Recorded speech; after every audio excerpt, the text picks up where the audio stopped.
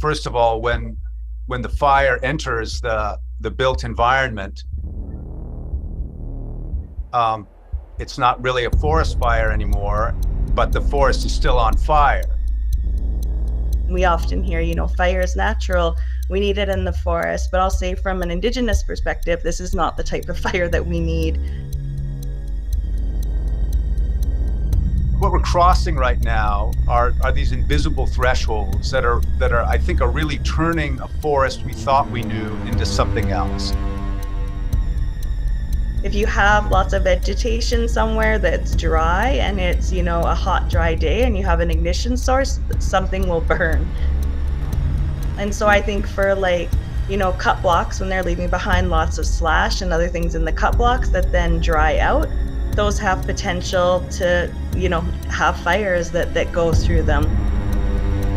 We're planting, for monoculture, so planting a lot of Douglas fir or pine or species that are prone to burn and spraying to reduce species that are less prone to burn. You have an increased fire risk as well, and those stands then are much more prone to disturbance because they're all the same age.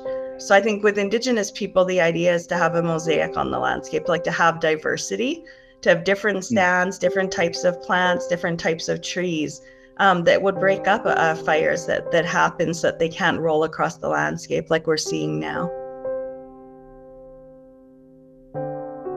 So where black spruce would typically explode into flame and burn with great vigor, as it typically does, and as it's designed to do, poplar and aspen have been described as asbestos trees in the sense that they are damper, pulpier, more resistant to fire.